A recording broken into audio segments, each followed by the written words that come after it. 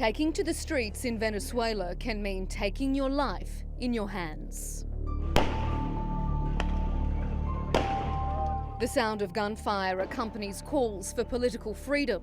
Some days it's tear gas, others it's live rounds. Amnesty International says the Venezuelan government's heavy-handed response to protests may constitute crimes against humanity.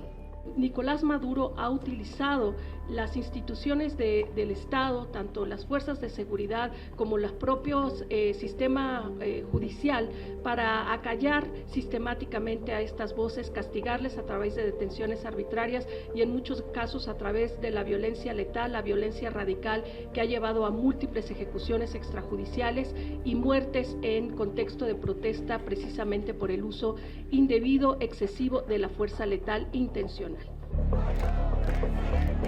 Rolling protests began in early January when the National Assembly rejected Nicolas Maduro's re-election and installed opposition leader Juan as interim president. At first, the demonstrations were passionate yet peaceful. But within weeks, they'd taken a violent turn.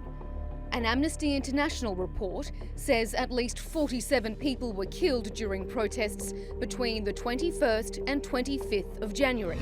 It alleges 33 of them were shot by state security forces, and it classified 11 deaths as extrajudicial killings.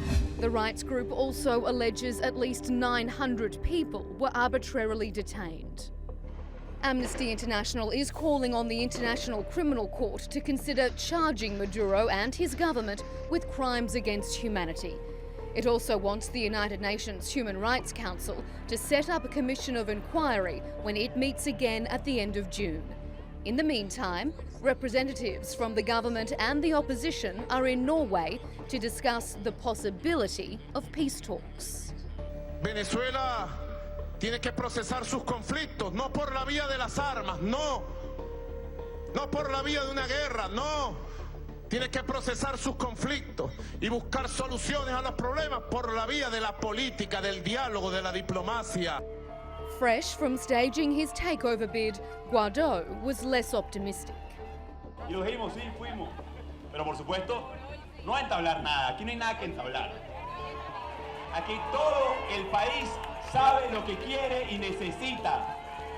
While the politicians remain divided, it's the people who pay the price. Melinda Nusofora, The Newsmakers.